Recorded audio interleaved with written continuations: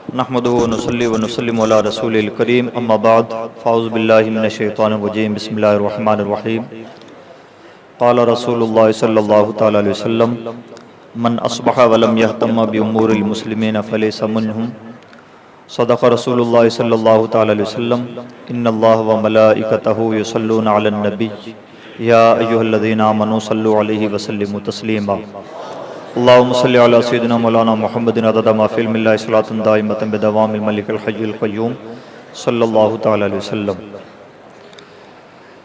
नवैना सुन्नतल इत्तिकाफ़।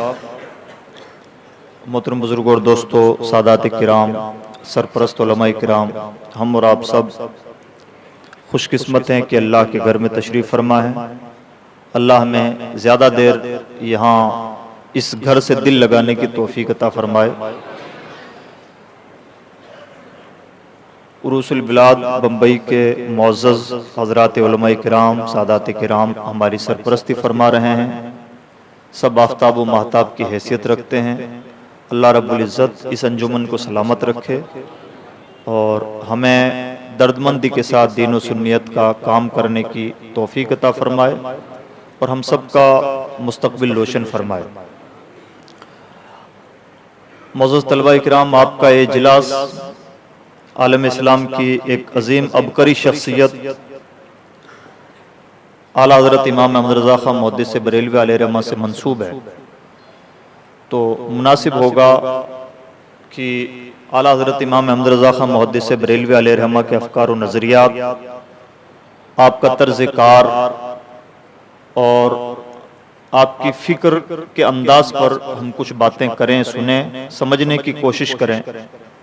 और बिलखुसूस हमारी कोशिश ये होनी चाहिए कि आपकी शख्सियत में हम अपने लिए कोई आइडियालॉजी तलाश करने की कोशिश करें। मैंने एक हदीस पाक आपके सामने पेश की है, इमाम तबरानी ने उसकी तखरीज फरमाई। हुजूर नबी अकरम सल्लल्लाहु अलैहि वसल्लम ने इरशाद फरमाया, मन अस्बह व लम यहतम बि उमूरिल मुस्लिमीन फलैसा मिनहुम। जिस शख्स की कोई सुबह इस हाल में हो कि उसे उम्मत मुस्लिमा की फिक्र नहीं, वो मुसलमानों में से नहीं। ये एक हदीस है, इसी मफहूम की बहुत सारी हदीसें हैं। हासिल ये है कि एक बंदा मोमिन की डेली जिंदगी का ये हिस्सा होना चाहिए कि वो उम्मत मुस्लिमा के लिए क्या कुछ कर सकता है, उसके लिए प्लानिंग करे और प्लानिंग के बाद में ज़मीनी सतह पर क्या कर सकता है उसे रूबा अमल लाए। यह हम सब की हमेशा की रेगुलर जिम्मेदारी है जिसे हम सबको पूरा करना चाहिए। अफसोस की बात यह है कि बहुत सारी सुन्नतों को हम याद रखते हैं, लेकिन उन सुन्नतों को सीरियसली याद नहीं रखते जो सुन्नतें फिक्र उम्मत से मुताल्लिक हैं। मेरे एक अजीज दोस्त तंजिया लहजे में कहते हैं, हम मुसलमान खाने पीने और सोने वाली सुन्नतों को बहुत अच्छे से याद रखते हैं। और ये तंजिया बात है लेकिन सच भी है। हुजूर नबी अकरम सल्लल्लाहु अलैहि वसल्लम की जिंदगी का अहम तरीन हिस्सा था अपनी उम्मत की दर्दमंदी, जिसके लिए हम उलमा किराम तलबा अगर चाहें तो लंबा चौड़ा खिताब भी कर सकते हैं, लेकिन शायद कई बार हम अपनी प्रैक्टिकल लाइफ में इसको उतारने में सक्सेस नहीं हो पाते। अल्लाह में तौफीक अता फरमाए। आला हज़रत इमाम अहमद रज़ा ख़ान मुहद्दिस बरेलवी के मिन जुमला इम्तियाज़ात में एक अहम तरीन इम्तियाज़ ये है कि आला हज़रत की ज़िंदगी हुज़ूर नबी अकरम सल्लल्लाहु अलैहि वसल्लम की ज़िंदगी की अक्स नज़र आती है। हुजूर की जिंदगी कैसी थी? अल्लाह ने कुरान मजीद में इरशाद फरमाया, लक़द कान लकुम फ़ी रसूलिल्लाहि उस्वतुन हसना। ए लोगों, तुम्हारे लिए रसूलुल्लाह की जिंदगी में बेहतरीन आइडियालॉजी मौजूद है। तुम चाहे कुछ भी हो, बहैसियत ताजिर हम नबी की जिंदगी का जायजा ले सकते हैं। इल्मी इनकलाब दुनिया में कैसे बपा किया जाए, इसके लिए हुजूर की जिंदगी का जायजा ले सकते हैं। तरबियत का स्टाइल क्या होना चाहिए, तज़किया नफ्स कैसे होना चाहिए, अपने मातहतों के साथ सलूक कैसा होना चाहिए, रिश्तेदारी कैसे निभाई जाती है, मैदान कैसे सर किया जाता है, कबीलों को कैसे करीब किया जाता है, बुद्धों को कैसे तहजीब दी जाती है, कौन सी जिंदगी का कौन सा ऐसा पहलू है जो पैगंबर की जिंदगी में जलवा नुमा ना हो। जो भी सच्चा गुलाम रसूल होता है उसकी जिंदगी रसूलुल्लाह की जिंदगी का इस एंगल से अक्स होती है कि उसकी जिंदगी में भी बहुत ज्यादा डाइवर्सिटी होती है और उसकी शख्सियत बहुत डायनामिक होती है। यानी एक शख्सियत रहती है लेकिन उसमें इतने रंग नजर आते हैं कि इंसान जिस एंगल से देखे दंग रह जाए। इमाम अहमद खां मुहद्दिस बरेलवी अलैहिर्रहमा की ये खुसूसियत है कि अल्लाह रब्बुल इज्जत ने अपने इस खास बंदे को वो कुछ अता फरमाया जिसको थोड़ा बहुत दुनिया नाप पाई है और बहुत कुछ है जिसे अभी नापना बाकी है। किसी भी शख्सियत को समझने के लिए तारीखी उसूल यह है कि पहले उसके जमाने के हालात समझे जाएं और उसका जुग्राफिया समझा जाए। आला हज़रत इमाम अहमद खां मुहद्दिस बरेलवी की जिंदगी का जब हम इस एंगल से जायजा लें कि उनका जमाना कौन सा जमाना था, तो हम सब जानते हैं कि 1856 में उनकी पैदाइश हुई और 1921 में उनका इंतकाल हुआ। भारत की तारीख का ये वो हिस्सा है जिसमें पूरा मुल्क उथल पुथल का शिकार था। 1856 में आपकी पैदाइश हुई, 1857 में एक बहुत बड़ी इनकलाब की लड़ाई लड़ी गई जिसको हम सब जानते हैं, हमने 12 किताबों में पढ़ा होगा। अंग्रेजों से भारत के लोगों की एक यूं कह लीजिए कि आखिरी कोशिश के तौर पे एक लड़ाई हुई जिसमें सोए किस्मत की भारत के लोग पस्त हो गए और अंग्रेज बाजी मार गए। और उसके बाद भी अंग्रेजों का राज रहा और अंग्रेजों का जुल्म और ज्यादा बढ़ गया। और इस जुल्म का खात्मा उस वक्त हुआ जब अंग्रेज हिंदुस्तान छोड़ के गए। यूं कहा जा सकता है कि आला हज़रत इमाम अहमद रज़ा खां मुहद्दिस बरेलवी जब पैदा हुए उस वक्त से लेकर आपकी वफात तक ये पूरा जमाना वो है जो भारत के लोगों के लिए सुकून का जमाना नहीं था। पॉलिटिकली उथल पुथल, जेलों में सड़ाना, काले पानी की सजाएं देना, दरिया में डुबो देना, फांसी पे लटकाना, ये जो कुछ भी चल रहा है भारत की सरजमीन पर, ये पूरा दौरानिया है इमाम अहमद रज़ा खां मुहद्दिस बरेलवी की जिंदगी का।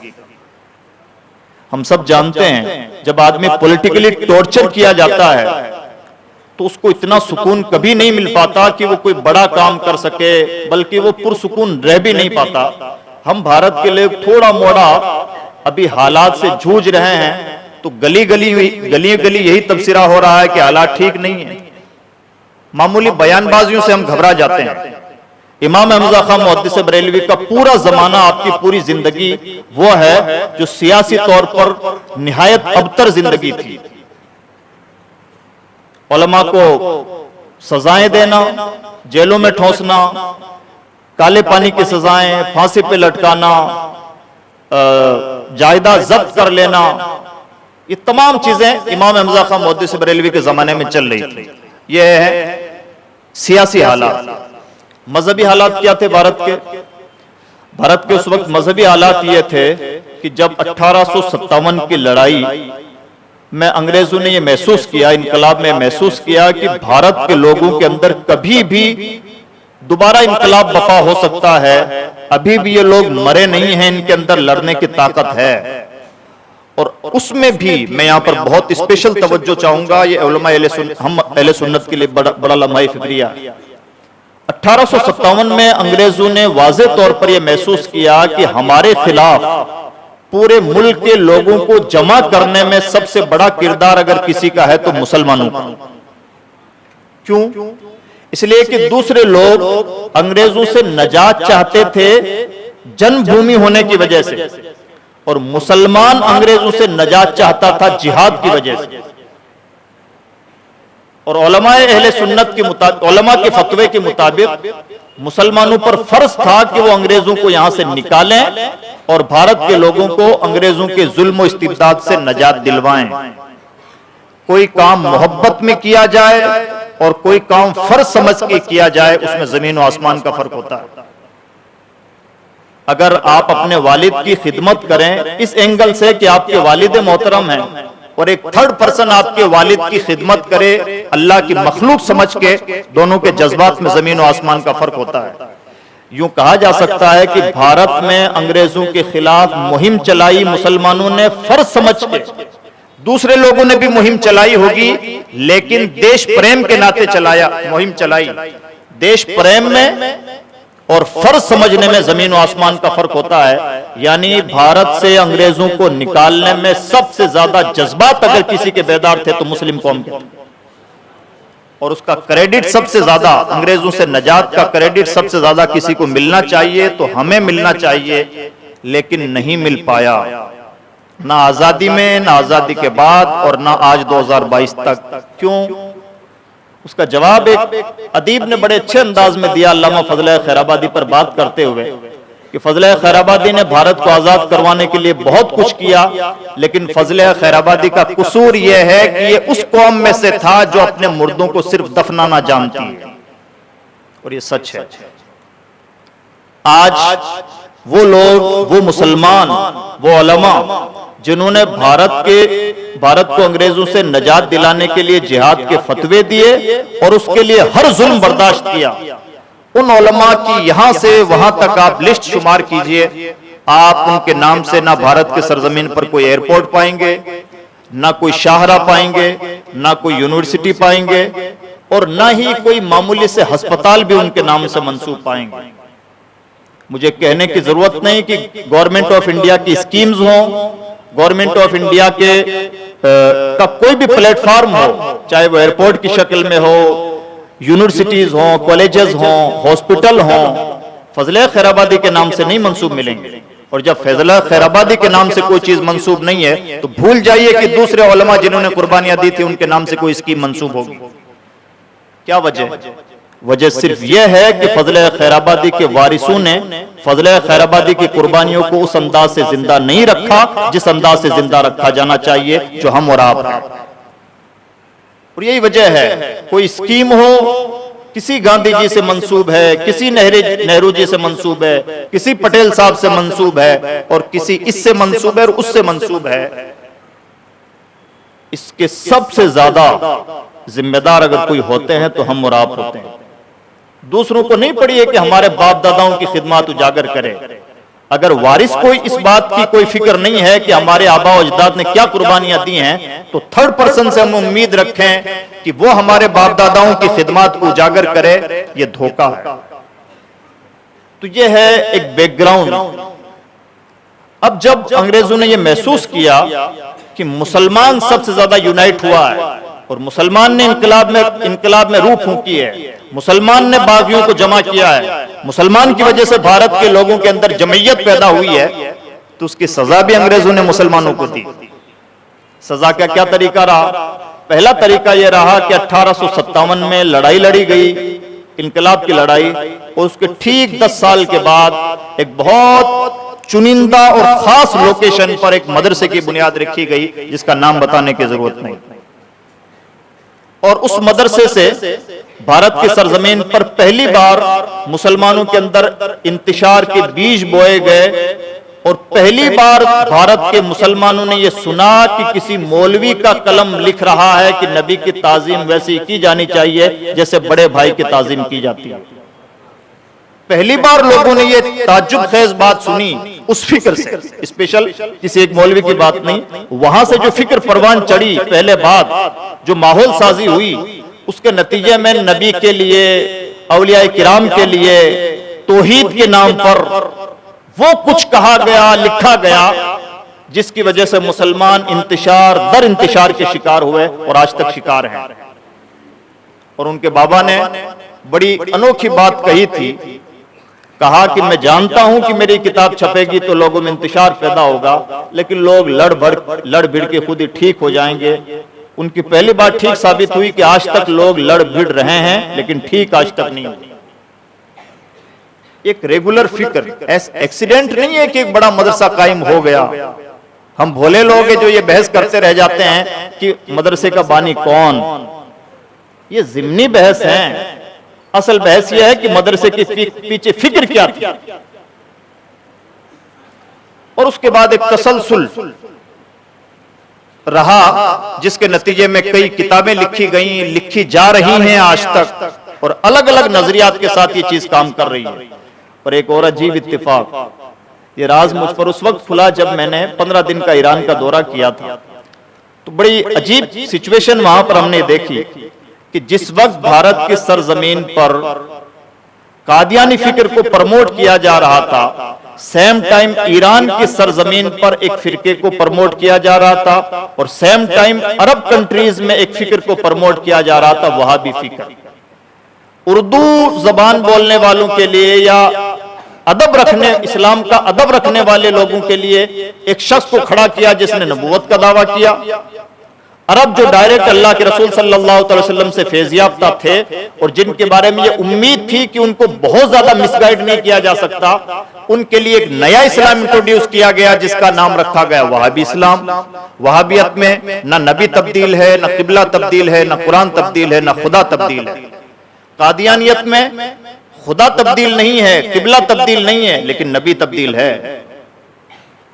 और एक और मजहब बनाया गया ईरान, खुरासान और अफगानिस्तान के उन इलाकों के लिए जहां पर खिलाफत बनो अब्बासिया के जमाने से अहले तशय्युअ रहे हैं, वहां पर एक मजहब बनाया गया जिसका नाम है बहाई मजहब। उसमें खुदा भी बदला गया, नबी भी बदला गया, किबला भी बदला गया और कुरान भी बदला गया। उस मजहब का बेसिक तस्वुर यह है कि इस्लाम 1000 साल का मजहब था, इससे आगे चलने की इस्लाम में ताकत नहीं। अब आगे के लिए जो मजहब होगा वो बहाई मजहब होगा। ये एक्सीडेंट नहीं है, ये मुसलमानों के साथ एक इंटरनेशनल पॉलिटिक्स है जिसको बहुत सीरियसली समझने की जरूरत है। जिस वक्त यहाँ पर कादियानियत को प्रमोट किया जा रहा था, सेम टाइम आप ये देखेंगे कि अरब कंट्रीज में वहाबियत को प्रमोट किया जा रहा है, और सेम टाइम आप ये देखेंगे कि किसी जगह पर बहाइयत को प्रमोट किया जा रहा है। हुआ क्या कि भारत की इस उथल पुथल में कादियानियत के जितने बाल पर फैलने थे वो फैल ना सके, तो अब उसके बाद में फिर एक नई कोशिश हुई और वो कोशिश आज तक जारी है। ये पूरा पॉलिटिकल बैकग्राउंड है जो मैंने इन शॉर्ट आपके सामने पेश करने की कोशिश की है। अब इसके नतीजे में एक मजहबी फिक्र उभरी। उस मजहबी फिक्र ने क्या किया? मजहबी फिक्र ने यह किया कि कभी ये लिखा कि या रसूलुल्लाह पुकारना नाजायज है, कभी ये लिखा कि जिसका नाम मोहम्मद या अली है वो कुछ नहीं कर सकते, जबकि कैसी पागलपन की बात है। कॉमन सेंस की भी बात की जाए, किसी का नाम कुछ हो जाए तो क्या उससे इख्तियार छिन जाता है? लेकिन ऐसी पागलपन की बातें भी जो किसी भी एक जी शऊर के लिए काबिल कबूल ना हो, लिखी गई, लिखवाई गई, और बहुत सारी बातें लिखवाई गई। एक लंबी चौड़ी गुस्ताखियों का तसलसल। तो पॉलिटिकली इमाम अहमद रज़ा खां मुहद्दिस बरेलवी का जमाना उठा पटक का, फांसियों का, कत्ल गारतगरी का, जायदाद जब्ती का जमाना है। मजहबी तौर पर इमाम अहमद रज़ा खां मुहद्दिस बरेलवी का जमाना गुस्ताखियों का जमाना है। किसी एंगल से, किसी बहाने, कभी इस बहाने, कभी उस बहाने, कभी यहां पर, कभी वहां पर। इन माहौल में एक इंसान ने आंख खोली, बचपन गुजारा, जवानी देखी, और उसने, अल्लाह रब्बुल इज्जत ने उसे तौफीक अता फरमाई कि उसने 100% अपनी पूरी जिंदगी अल्लाह के दीन के लिए वक्फ कर दी। हम सब उलमा हैं, इसी कैटेगरी के लोग हैं, खूब जानते हैं दीन की खिदमत किसी न किसी नाहिए से सब करते हैं, लेकिन ऐसे दीन की खिदमत गुजार हमने तारीख में भी कम लोग देखे होंगे जिसने पूरी जिंदगी कोई सैलरी ना ली और पूरी जिंदगी कोई जॉब भी ना की हो। उसकी जॉब भी यह है कि अल्लाह के दीन का काम करना। इमाम अहमद रज़ा खां मुहद्दिस बरेलवी को आप कहीं रोजगार की तलाश में नहीं पाएंगे। वो जमींदार थे, अल्लाह ने नवाजा था, उन्होंने कहीं नौकरी नहीं की है। इंसान कम से कम अपने बीवी बच्चों के लिए कुछ करता है।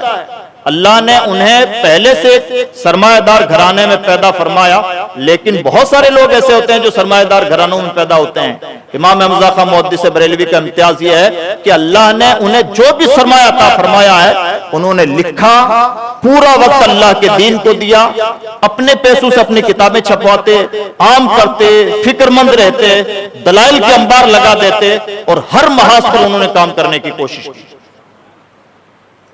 इमाम अहमद रज़ा खां मुहद्दिस बरेलवी ने इन हालात को जिस तरह से कंट्रोल किया, थोड़ी देर के लिए हम सोचें, आज यहां गुस्ताखी हो गई, कल वहां किसी ने बकवास कर दी, परसों एक किताब सामने आ गई, फला जगह पर ऐसा हो गया और फला जगह पर ऐसा हो गया।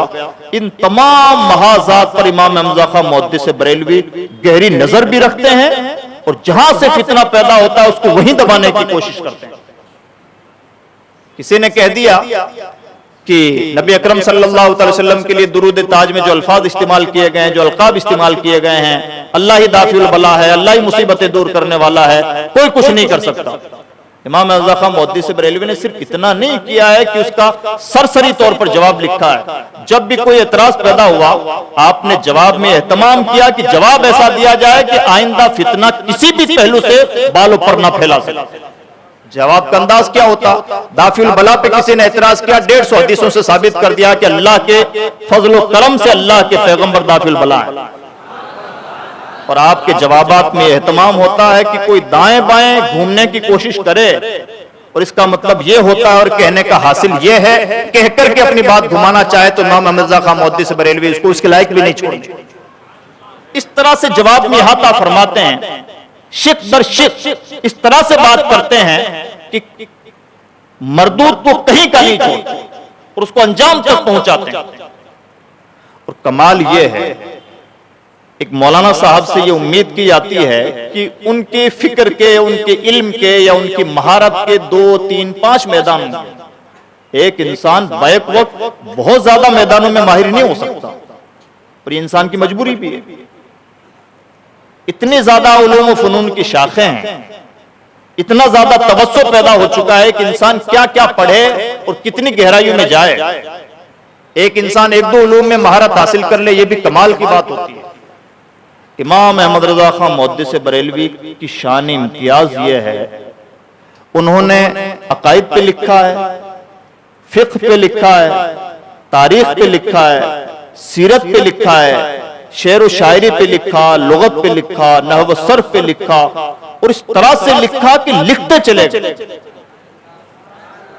आप एपीजे अब्दुल कलाम से उम्मीद करें कि वो बहुत माहिर पॉलिटिशियन बन के आपके सामने आए, ये उम्मीद भी गलत है और वैसा हो भी नहीं पाएगा।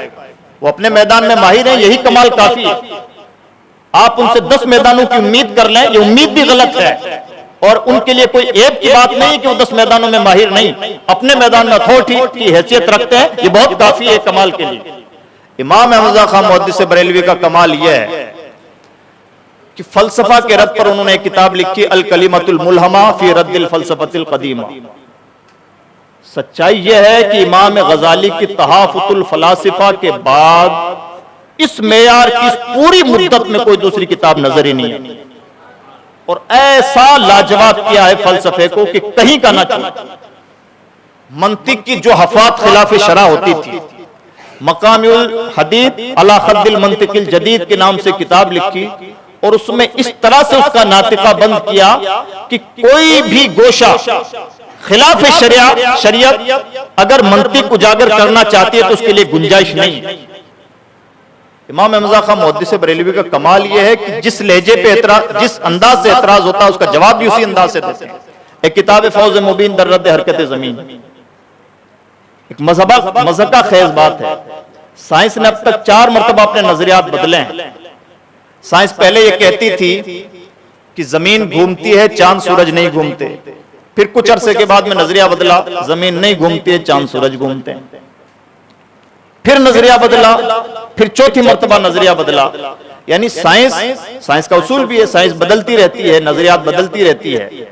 तो साइंस 4 मरतबा अपने नजरियात बदल चुकी है। इमाम अहमद रज़ा खान मुहद्दिस बरेलवी का सिंगल मौकिफ है कि अल्लाह रब्बुल इज्जत ने इस कायनात को ऐसा बनाया है कि जमीन नहीं घूमती, चांद सूरज ही घूमते हैं। अच्छा, ऐसा नहीं कि सिर्फ ये दावा करके बात रखती, इस पे दलीलें दी हैं। कितनी दलीलें?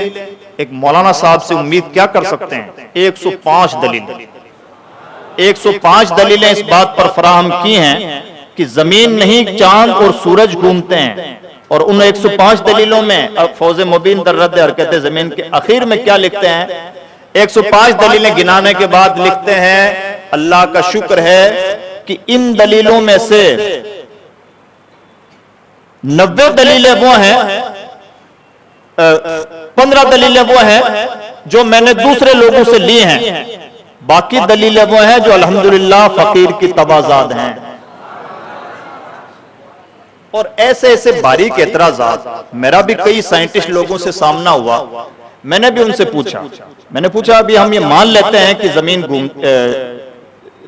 जमीन घूमती है, लेकिन आपका ये कहना है, साइंस ही मानती है कि जमीन बड़ी स्पीडली घूमती है और जमीन दोहरे अंदाज से घूमती है। आपका ये मानना है, साइंस का मानना है जमीन पर सेकंड इतनी रफ्तार से घूमती है। इमाम रज़ा खां मुहद्दिस बरेलवी ने सवाल किया है, उसूल है कि जो भी चीज घूमती है, हरकत करती है, वो गर्म हो जाती है।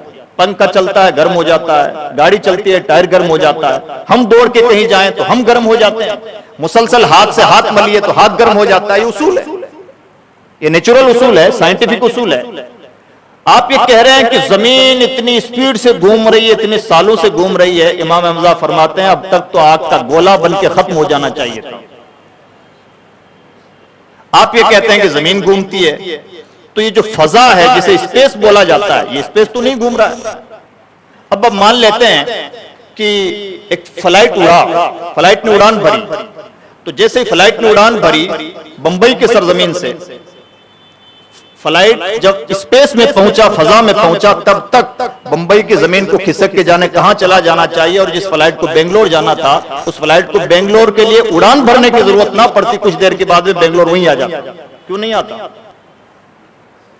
परिंदे क्यों हर शाम को लौट के अपने घोंसले तक पहुंच जाते हैं? इस बात का, ये बात हंसने की नहीं है, ये साइंस से जवाब लेने की चीज है। प्रॉब्लम यह है, हमने इमाम अहमद रज़ा खां मुहद्दिस बरेलवी की शख्सियत के लिए जज्बाती नारे तो लगाए हैं, लेकिन आज तक हम साइंस को मुसलमान बनाने में नाकाम रहे। अफसोस के साथ कहना पड़ता है कि आज तक फौज मुबीन दर रद्द हरकत जमीन की उस तरह से तस्हील ना हो सकी जिस तरह से तस्हील होनी चाहिए थी, जबकि हमारी जमात का फलसफे पर बड़ा जोर रहा है, और ये पूरी किताब फलसफियाना किताब है। अजीज दोस्तों, काम करने से होता है।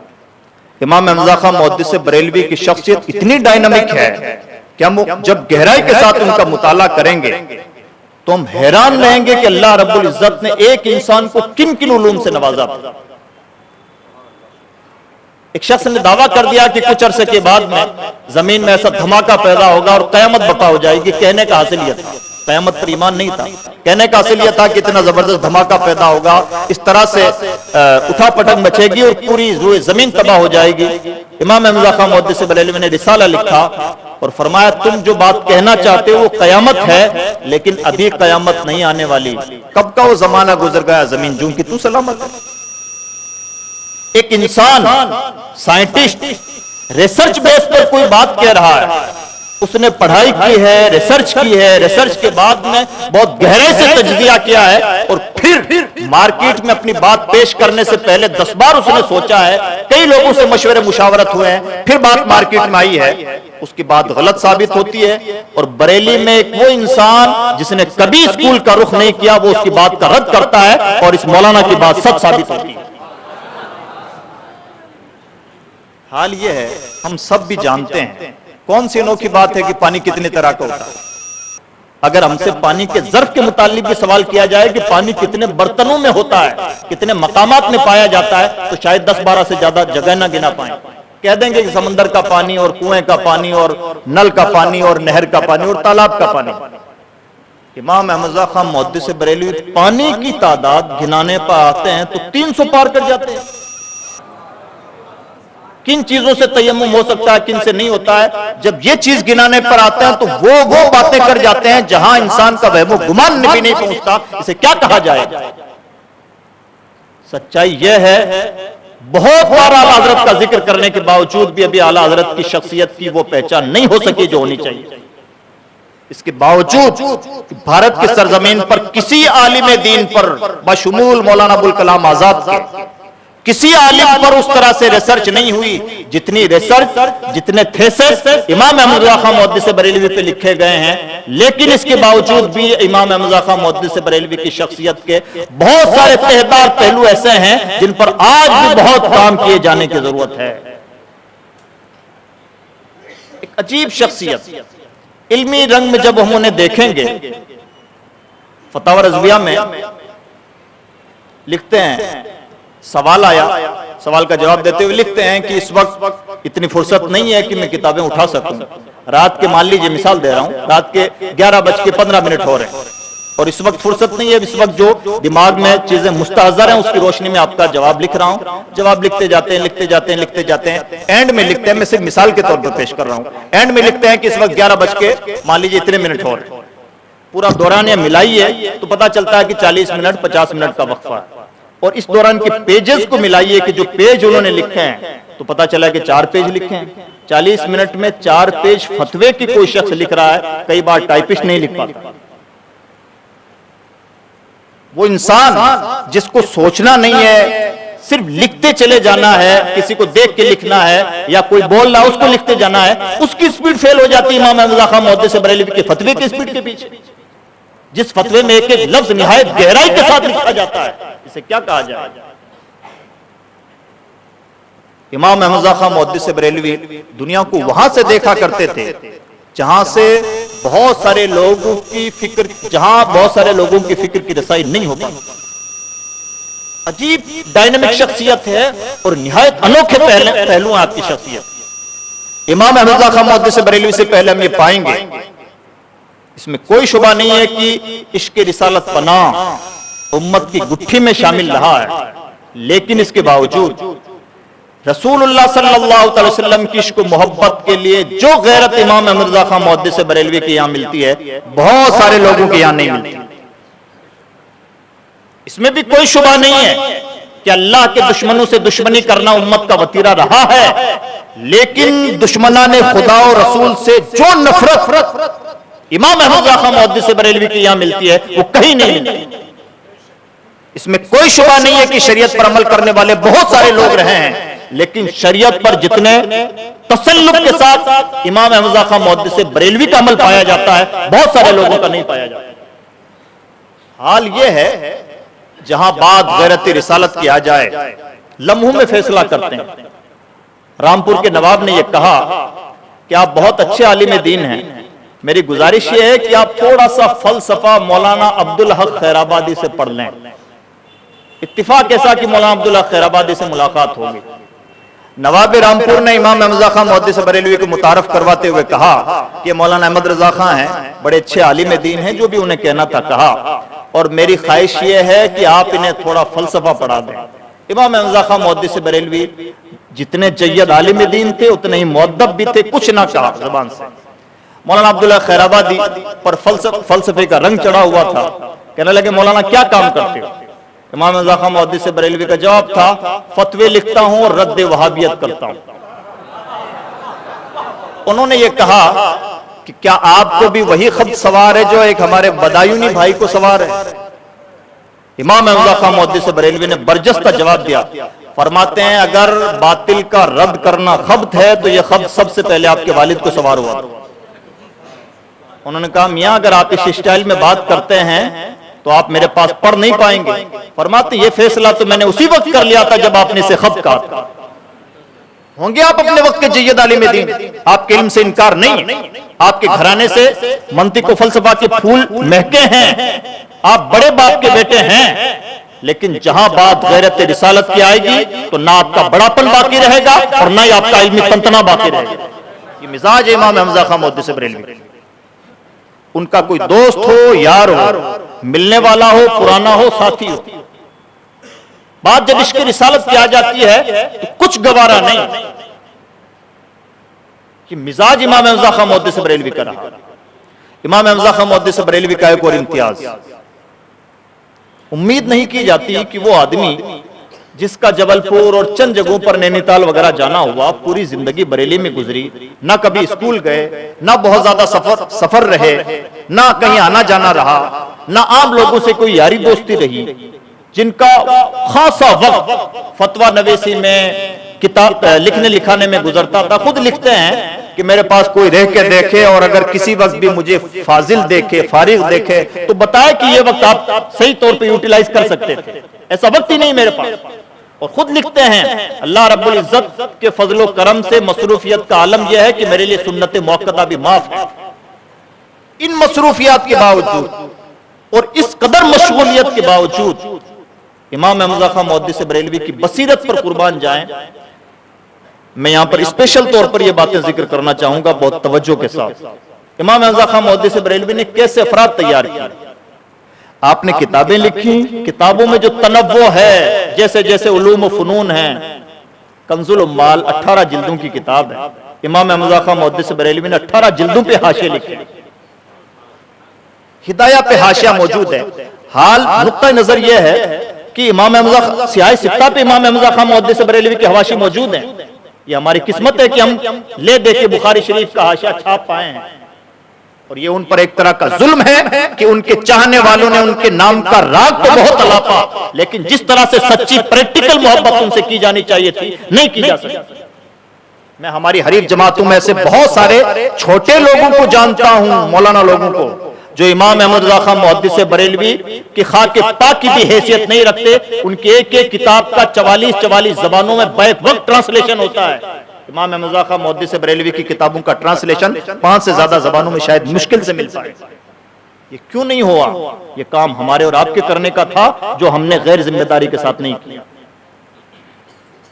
एक तरफ से उनके हवाशी मौजूद हैं, ऐसा लगता है उनके अंदाज से कि जैसे वो किताब जो जो मुताले में पढ़ते जाते थे उस पर हाशिए चढ़ाते जाते थे।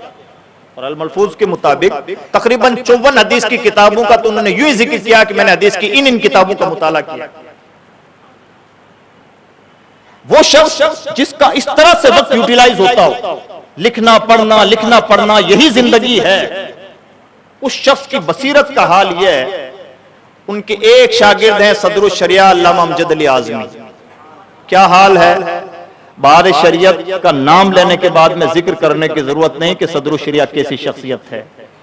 वो अपनी जबान से कहें कि अगर औरंगजेब आलमगीर के जमाने में लिखता तो शायद सोने से तोला जाता। उससे बहुत बेहतर होता कि हम अपनी कदरदान निगाहों से पहचान पाते कि बार शरीयत जैसी किताब उर्दू तो उर्दू, दूसरी जबानों में भी आसानी से नहीं मिलती। फकीह आज़म उनके एक शागिर्द हैं सदरुल अफाजिल। हाल यह है, बनारस कॉन्फ्रेंस देखें, तसव्वुर पाकिस्तान देखें, इमाम हजरत सदरुल अफाजिल ने उस जमाने में ये काम किए हैं। सियासी बसीरत उस जमाने में अस्सवादुल आज़म एक जगह लिखते हैं, जब इंडिया का कानून बनाया जा रहा था, कानून लिखा जा रहा था, उस दौरान आपने उलमा को बार बार दावत फिक्र दी है।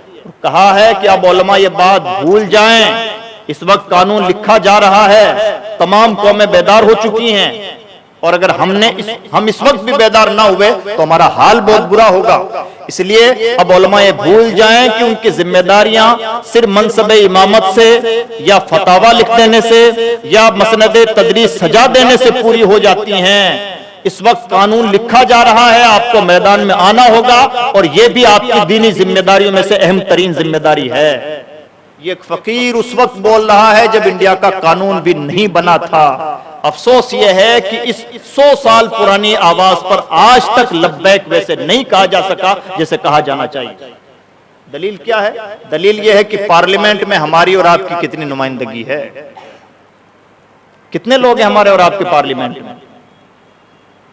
इस लिबादे में कितने लोग हैं? तारीखी तौर पर तसलसल निकालेंगे तो शायद 10-12 से ज्यादा लोग नहीं मिल पाएंगे। इसी भारत की सरजमीन पर हमारी हरीफ जमातों में ऐसे लोग मिल जाएंगे जिनके बगैर किसी स्टेट में हुकूमत कायम कर पाना पॉसिबल नहीं। हम सब के लिए लमाई फिक्रिया है। हम अगर ट्रिपल तलाक पे थोड़ा बड़ा बयान भी दे दें तो 10 बार अपनी पीठ थपथपाते हैं कि हमने इतना बड़ा बयान दे दिया। हमें मालूम नहीं कि इस सरजमीन पर बहुत सारे लोग ऐसे हैं, मुस्लिम होते हुए, उलमा होते हुए, भले वो किसी कैटेगरी के उलमा हों, उनके बगैर इस सरजमीन पर हुकूमत बना पाना भी पॉसिबल नहीं। ये काम तो हमें करना चाहिए था। इमाम अहमद रज़ा खां मुहद्दिस बरेलवी ने, ऐसा नहीं है कि सदरुल अफाजिल तैयार हैं, सदरुल अफाजिल को तैयार किया गया है किसी, और तैयार करने वाला कोई साहिब बसीरत और अल्लाह का चहीता बंदा है, वो इमाम अहमद रज़ा खां मुहद्दिस बरेलवी। वरना सदरुल शरिया तो कलकत्ता की सरजमीन पर मतब करते थे। उन्होंने तो ये दुनिया ही छोड़ दी थी। उन्होंने तो ये मान लिया था कि इस दुनिया में रहते हुए, मौलवी बने रहते हुए शायद पैसा कमा पाना और बड़ी खुशगवार जिंदगी गुजार पाना मुमकिन नहीं। इमाम अहमद रज़ा खां मुहद्दिस बरेलवी ने अपनी फिक्री बसीरत और अपनी निगाह करामत से उन्हें बरेली तलब किया। और सदरुल शरिया खुद लिखते हैं कि हर हकीम का अपना अंदाज होता है।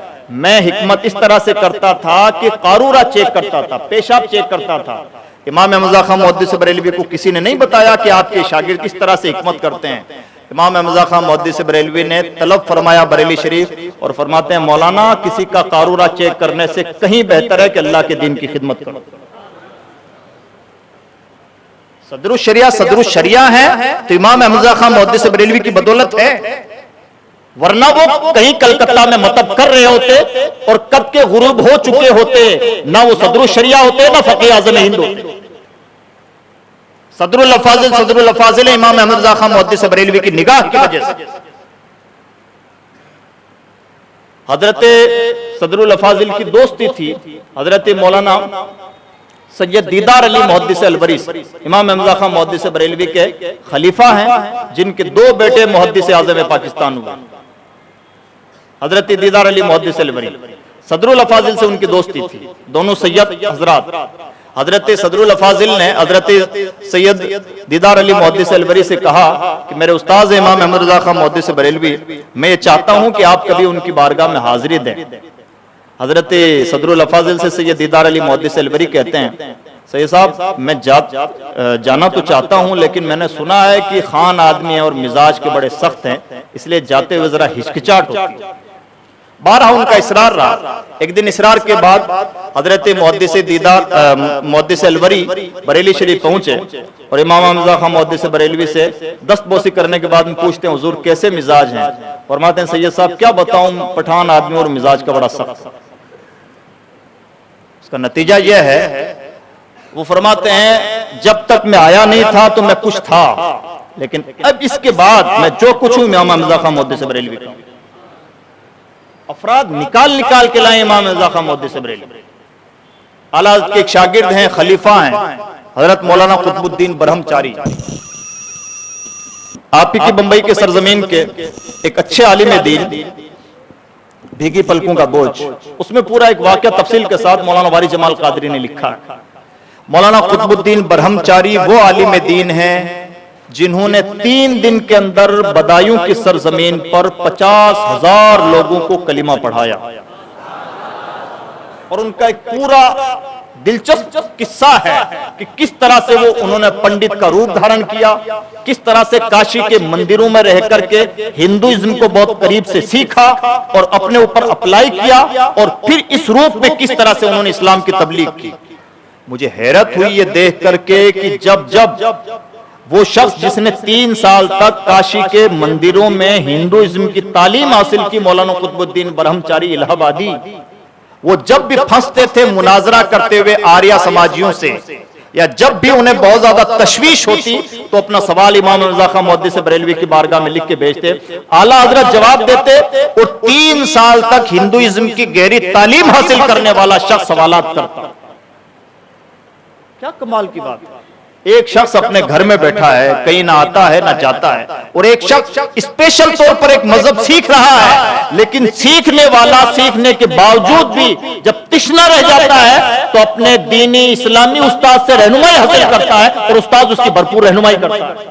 फतवा रज़विया में मुसलसल लंबे चौड़े फतवा मौजूद हैं आर्या समाजियों के खिलाफ इमाम अहमद खां मुहद्दिस बरेलवी के, जो उन्होंने मौलाना कुतुबुद्दीन ब्रह्मचारी के जवाब में लिखे हैं। इमाम अहमद खां मुहद्दिस बरेलवी के एक शागिर्द हैं, खलीफा हैं, फैज़ याफ्ता हैं, अल्लामा अब्दुल अलीम सिद्दीकी मेरठी। नाम लेने के बाद में ये बताने की शायद जरूरत नहीं है कि जिस दर्दमंदी के साथ उन्होंने काम किया, इस दुनिया में कई मुल्क ऐसे हैं जहां इस्लाम के नाम पर मस्जिद की पहली ईंट रखने वाली शख्सियत अल्लामा अब्दुल अलीम सिद्दीकी मेरठी की है। तकरीबन 70,000 के आसपास लोगों को 1-to-1 कलमा पढ़ाने वाली शख्सियत है हजरत मुबल्लिग इस्लाम की। 63 साल की उम्र पाई और दुनिया के तकरीबन 56 मुल्कों का दौरा किया, 7 ज़बानें जानते थे। कई बार ऐसा हुआ कि दरिया के किनारे पहुंच गए, ये जायजा लेने के बाद कि जेब में इतने पैसे हैं कि जहाज से यहां से वहां का सफर किया जा सके। कई बार किनारे पहुंचते हुए खुद को नहीं पता होता था कि मुझे जाना कहां है। मल्लाहों से पूछते कि आप कहां जा रहे हैं, उन्होंने बता दिया मॉरिशस जा रहे हैं, कितना टिकट है, इतना पैसा लगेगा, पैसा जेब में मौजूद है, सवार हो। अगले मुल्क पहुंचते, अंदाज देखे तबलीग का, वहां जाने के बाद अखबार का ऑफिस तलाश करते और वहां पर अपने पैसों से एक एड निकलवाते कि भारत से एक इस्लामिक स्कॉलर आए हैं और कल फलां होटल में इतने बजे से इतने बजे तक वो इस्लाम के बारे में स्पीच देंगे। अगर किसी भाई का इस्लाम के बारे में कोई सवाल हो तो कल फलां होटल में इतने बजे से इतने बजे तक हाजिर हो जाए। इस तरह से दौरे कर करके उन्होंने अल्लाह की मखलूक को अल्लाह के दीन से करीब किया। कौन है? इमाम हमजा खां मुहद्दिस बरेलवी के गुलाम। कैसी शख्सियत तैयार की? कोई फिक्र में अपनी मिसाल नहीं रखता, कोई सियासी बसीरत रखता है। जब अलीगढ़ मुस्लिम यूनिवर्सिटी का निसाब तैयार होना था तो अपने शागिर्द अल्लामा सैयद सुलेमान अशरफ को भेजते हैं और आज तक यूनिवर्सिटी में इस्लामिक स्टडीज सब्जेक्ट पढ़ाया जाता है। उसके सिलेबस का बेसिक खाका बनाने वाली शख्सियत अल्लामा सैयद सुलेमान अशरफ भागलपुरी की। इमाम हमजा खां मुहद्दिस बरेलवी के खलीफा हैं। ऐसा नहीं है कि उन्होंने सिर्फ किताबें लिखी हैं, उन्होंने जाती तौर पर बहुत सारे उलूम व फनून पर किताबें लिखी हैं, लेकिन उन्होंने नजर हर मैदान पे रखी है। जहां तबलीग की जरूरत थी अपना एक शागिर्द तैयार है, जहां सियासी बसीरत की बात है अपना दूसरा शागिर्द तैयार है, जहां फिक्र की बात है वहां पर अपना तीसरा शागिर्द तैयार है, जहां गैरों के बीच में घुस करके वहां से अफराद को तलाश करके लाना है तो वहां पर भी अपना शागिर्द तैयार है। इस तरह की डायनामिक शख्सियत इमाम हमजा खां मुहद्दिस बरेलवी की थी। अलग अलग एंगल से आपने काम किए। अजीज दोस्तों, ये वो शख्सियत है जिसका हमने बड़ी शान के साथ कुछ वक्त पहले जश्न 100 साला मनाया। बहुत सारी किताबें ऐसी हैं जो आज तक छपी नहीं है, बहुत सारे मौजूआत ऐसे हैं जो अभी भी तशना हैं, बहुत सारे जज्बात ऐसे हैं जिनको कंट्रोल किया जाना चाहिए और बहुत सारे काम ऐसे हैं जो अभी उन पे होने बाकी हैं। इमाम हमजा खां मुहद्दिस बरेलवी को इल्मी अंदाज में अगर हम दुनिया के सामने पेश करने में कामयाब हो जाएं तो इमाम हमजा खां मुहद्दिस बरेलवी और मसलक आला हज़रत से बगावत करने वाला भारत की सरजमीन पर कोई इंसान नहीं होगा। ये मसलक और ये शख्सियत है ही ऐसी अल्लाह की तरफ से कि इसे हर एक अपना महबूब बनाने के लिए मजबूर होगा। शर्त यह है कि नफ्सियाती तौर पर गहराई के साथ और दायाना मिजाज के साथ इमाम हमजा खां मुहद्दिस बरेलवी को पेश किया जाए, इल्मी अंदाज में उनके काम को आम किया जाए, उनके कामों की तफसील की जाए, उनकी शख्सियत के पहलू को उजागर किया जाए और जज्बाती अंदाज में उनको ना पेश किया जाए। इमाम हमजा खां के साथ कुछ ट्रेजेडी भी हुई। एक ट्रेजेडी उनमें से यह भी है कि हमने आला हज़रत को जब भी पेश किया सख्त बना के पेश किया। इसमें कोई शुबा नहीं है कि इमाम हमजा सख्त हैं, लेकिन किसके खिलाफ? दुश्मने अहमद पे शिद्दत कीजिए, आपस में नहीं। मुल्हिदों से क्या मुरव्वत कीजिए। जहां सख्त होना है वही है, जहां नर्म रहना है। हाल यह है कि एक बात के कई पहलू निकलते हैं जो कुफरिया है, कुछ पहलू निकलते हैं इस्लाम के हैं। फरमाते हैं मेरा मौक़िफ़ तो यही है कि इस्लाम वाला ही पहलू अपनाया जाएगा, ये नरमी नहीं। इमाम हमजा खां मुहद्दिस बरेलवी के मिजाज में निहायत नरमी भी है। उन्हें गलत अंदाज से पेश कर दिया गया कई बार। हमने सिर्फ उनका एक पहलू पेश किया, उनके हर एक पहलू पर नजर रखने की जरूरत है। फतावा रज़विया से ऐसी दर्जनों मिसालें पेश की जा सकती हैं जब इमाम हमजा खां मुहद्दिस बरेलवी ने कई लोगों को काफिर होने से बचाया, उनके बातों की तावील की है, उनके बातों का अच्छा मतलब निकालने की कोशिश की है। इमाम हमजा खां मुहद्दिस बरेलवी ने जिस तरह की शख्सियत तैयार की, उनमें एक शख्सियत आपके साहबजादे हैं हजरत मुफ्ती आज़म हिंद। एक जमाने तक मैं भी ये समझता था बड़े बाप के बेटे हैं, किसी भी शख्सियत को जज्बाती अंदाज से नहीं लेना चाहिए और हम सबको अपना मिजाज निहायत संजीदा बनाना चाहिए और इल्मी मिजाज बनाना चाहिए। मुफ्ती आज़म हिंद को जब हम बहुत गहराई के साथ पढ़ेंगे तो हम ये पाएंगे कि बेशक वो बड़े बाप के बेटे हैं, लेकिन बेशक वो खुद बहुत बड़े हैं। इमाम हजरत मुफ्ती आज़म हिंद का इम्तियाज ये रहा, भारत की सरजमीन पर ऐसी कोई दूसरी शख्सियत शायद मुश्किल से हमें मिले कि जिस तरह से एक दौरे में दाने पिरोने की तरह हजरत मुफ्ती आज़म हिंद ने पूरे मुल्क को मुत्तहिद कर रखा था। यही वजह है कि हमारा हर बुजुर्ग आलिम कहीं ना कहीं मुफ्ती आज़म हिंद से इरादत रखता है। इस तरह से मुत्तहिद कर रखा था। बसीरत का हाल यह था कि पीलीभीत से एक इस्तिफ्ता हुआ कि फुला आदमी इस तरह से, मैं बहुत ज्यादा खुलकर बात नहीं कह सकता, इस तरह से एक इंसान अपने पीर साहब को, कुछ लोग अपने पीर साहब को पुकारते हैं, उन पर क्या हुक्म सरजद होता है। हजरत मुफ्ती आजम हिंद ने इस फतवे को दबाए रखा और जिन मुरीदों के खिलाफ बात जा रही थी उनकी फहमाइश की, नतीजा निकला कि मुफ्ती आजम हिंद की पूरी हयात में वो फितना नहीं उठ सका। मुफ्ती आजम हिंद के बाद वो फितना उठा और आज तक वो फितना अहले सुन्नत में इंतशार दर इंतशार पैदा कर। मुफ्ती आजम हिंद की निगाह बसीरत, बहुत कुछ वो काम करती थी खामोशी के साथ, इस्लाह भी कर ली, दबा के भी रख लिया, जज्बात भी ठंडे कर दिए, फितना भी नहीं उठने दिया और हर तरह से अहले सुन्नत को मुत्तहिद रखने का काम किया। यह मुफ्ती आजम हिंद का वो कारनामा है जिसे बेपनाह सराहा जाना चाहिए। बताना यह अजीज दोस्तों, इमाम अहमद रज़ा खां मुहद्दिस बरेलवी की शख्सियत बहुत डायनामिक है और हमने जिन पहलुओं से उन्हें समझा है, जिसमें मैं सरे फहरिस्त हूं, मैं आपसे नहीं, मैं सबसे कह रहा हूं, मैं सरे फहरिस्त हूं, हमने उनको जिन पहलुओं से समझा है वो पहलू कुछ हैं, बहुत कुछ है, बहुत कम है, अभी बहुत सारे ऐसे पहलू हैं जिन एंगल से, जिन पहलुओं से उन्हें समझा जाना चाहिए और दुनिया को समझाया जाना चाहिए। जिस दिन हमने इमाम अहमद रज़ा खां मुहद्दिस बरेलवी को इल्मी अंदाज में, दायाना मिजाज के साथ, नफ्सियात फहमी के साथ, संजीदगी के साथ दुनिया के सामने पेश किया, हम ये पाएंगे कि दुनिया उनके आगे अपने आप को सरेंडर पाएगी। मैं उम्मीद करता हूं, आप तलबाए किराम हैं, उम्मीद करता हूं कि इंशाअल्लाह हर शख्सियत का इसी तरह से मुताला भी करेंगे, समझेंगे भी और इल्मी मिजाज अपना डेवलप करने की कोशिश करेंगे।